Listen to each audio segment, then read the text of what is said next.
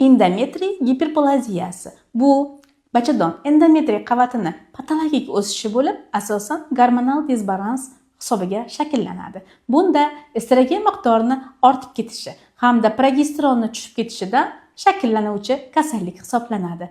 Asosan bu kasallik semizligi bor bemorlarda, anovulator sikllarda, premenopauza holatida hamda tuxumdon polikistoz kasalligida, tuxumdonda estrogen ishlab chiqaruvchi o'smalar bo'lgan holatda bu kasallikni kuzatishimiz mumkin.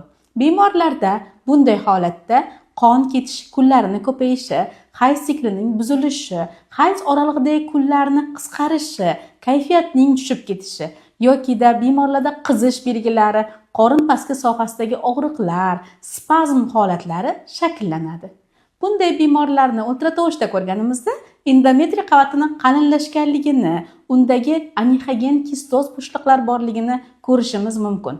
Buplerigrafiya tekshiruvida esa endometriyda hech qanday qon tomirlar aniqlanmaydi. Bemorlarni barchasida ham qalinlashgan endometriy ko'rgan vaqtimizda vrachlarni bir varakkayiga endometriy giperplaziya deb yozishlari bu katta xato. Chunki bir necha xil kasalliklarda qalinlashgan endometriyni kuzatishimiz mumkin. Agar sizda yuqoridagi belgilar bo'lsa, albatta ultratovush tekshiruvi hamda ginekolog nazoratida bo'lishingizni tavsiya qilib qolaman.